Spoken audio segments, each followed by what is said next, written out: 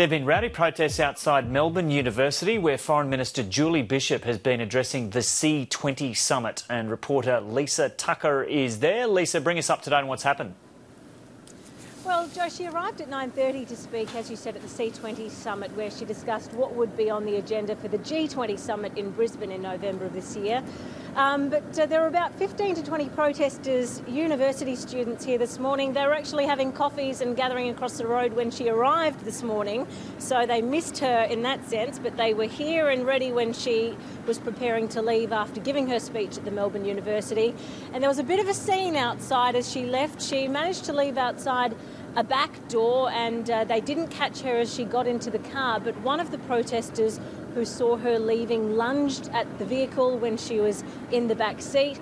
Security, then there were plenty of them here. They grabbed him and pulled him off onto the road, and he was arrested. That amplified the group that had gathered, and they weren't too happy about it. He was taken away by police. But as I said, the group here, they were protesting the changes to higher tertiary education, and they were hoping to confront Julie Bishop, but they missed her. It was just one gentleman who was arrested here this morning.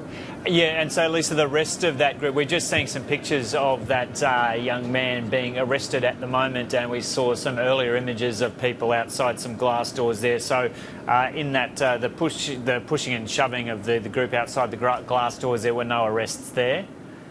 No, that was earlier this morning after they'd missed her entry into Melbourne University. They gathered outside the front doors, and in fact the building was shut down after that incident. About 15 of them tried to force their way into the building, and they were literally pushed out, as you can see there, by security, who, I might add, between security and police officers here, probably outnumbered protesters 2 to 1 this morning. Now, of course, what happened at Sydney University last month, they obviously weren't taking any chances.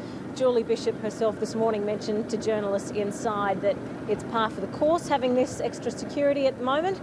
But after that incident, they actually shut the building down, so staff and university students weren't able to get inside while she was addressing the C20 summit.